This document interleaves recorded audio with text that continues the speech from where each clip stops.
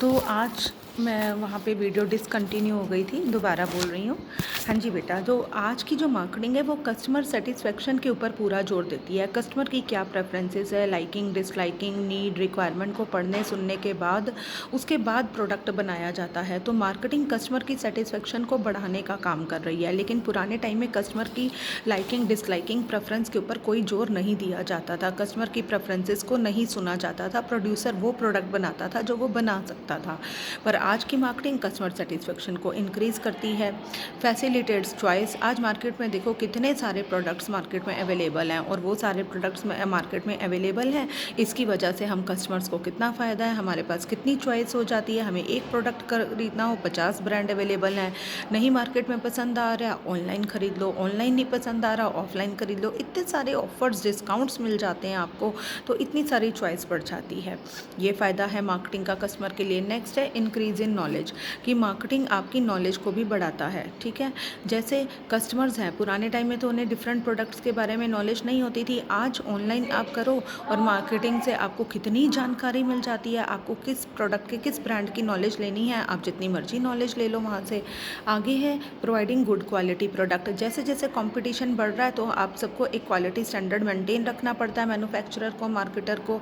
तो उसके हिसाब से वो उतनी अच्छी क्वालिटी के प्रोडक्ट बनाना शुरू कर देता है। इसका फ़ायदा किसको हो रहा है? कस्टमर को। उसे बढ़िया क्वालिटी के प्रोडक्ट मिल जाते हैं। एक ब्रांड नहीं मिल रहा तो दूसरा मिल गया, दूसरा नहीं मिल रहा तो तीसरे में, जिसमें बढ़िया क्वालिटी होती है वो उसमें ख़रीद लेता है।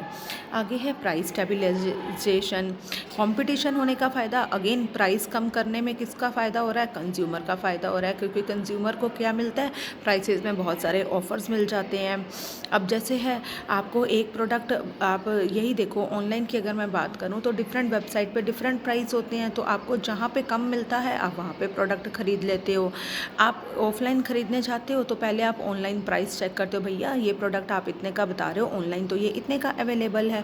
तो दैट मीन्स आप ने कहीं ना कहीं मार्केटिंग की वजह से कस्टमर्स को फ़ायदा हो गया कि वो एक चेक लगा सकते हैं, वो पता लगा सकते हैं कि ये कीमत जो ये दुकानदार बता रहा है क्या ये सच में सही है, मार्केट में बाकी जगह भी ये प्रोडक्ट इतने में अवेलेबल है या ये हमें ज़्यादा बता रहा है। तो ये फ़ायदा कस्टमर को मार्केटिंग की वजह से हुआ है। आगे increase in standard of living, different जगह से डिफरेंट तरह के प्रोडक्ट्स खरीद के हमने अपने रहन सहन के स्तर में भी सुधार किया है। ये फ़ायदा भी हमें मार्केटिंग की वजह से हुआ है। आगे है हमारा importance of marketing for the society. समाज के लिए मार्केटिंग कैसे फ़ायदेमंद है?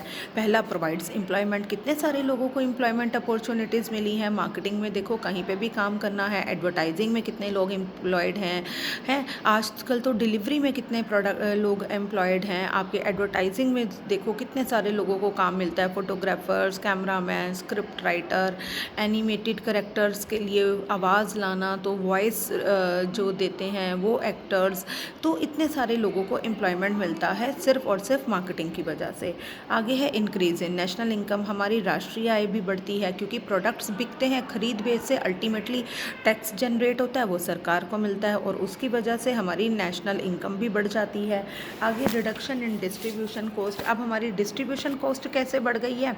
वही सिंपल सी बात कि आपने जो प्रोडक्ट है मान लो खरीदा है ऑफलाइन, तो आपके केस में आपने बिल्कुल घर के पास से खरीदा, लेकिन अब उनके आपके डिस्ट्रीब्यूशन कॉस्ट कैसे बढ़ जाती है? जिस तरह से आपने ऑनलाइन प्रोडक्ट खरीदा, अब वो लोग ऑफ़र आपको डिस्काउंट कैसे देते हैं? वो इस तरह से देते हैं कि आपके घर के नियर बाय जो स्टोर पे वो प्रोडक्ट अवेलेबल होता है वो आपके तक पहुंचा देते हैं। इससे आपको कम पैसे में मिल जाता है और उनकी डिस्ट्रीब्यूशन कॉस्ट भी कम हो जाती है। प्रोटेक्शन फ्रॉम डिप्रेशन, डिप्रेशन से राहत मिलती है। क्यों? क्योंकि देखो मार्केटिंग जो है नई नई मार्केट खोजती है, प्रोडक्ट के नए नए यूज़ खोजती है, नए नए कस्टमर खोजती है, नए नए प्रोडक्ट के यूजेस खोज लेती है, जिसकी वजह से कभी ना कोई मार्केट अवेलेबल होती रहती है और आपकी मार्केट को डिप्रेशन से छुटकारा मिल जाता है।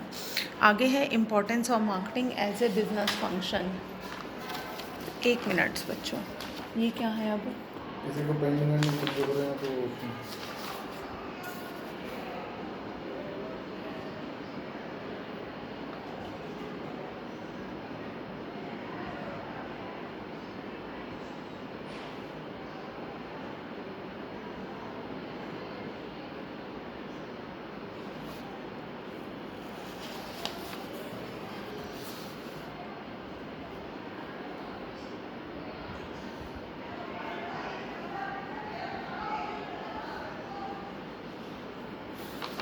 लंबा चौड़ा है, कितना पढ़ना है।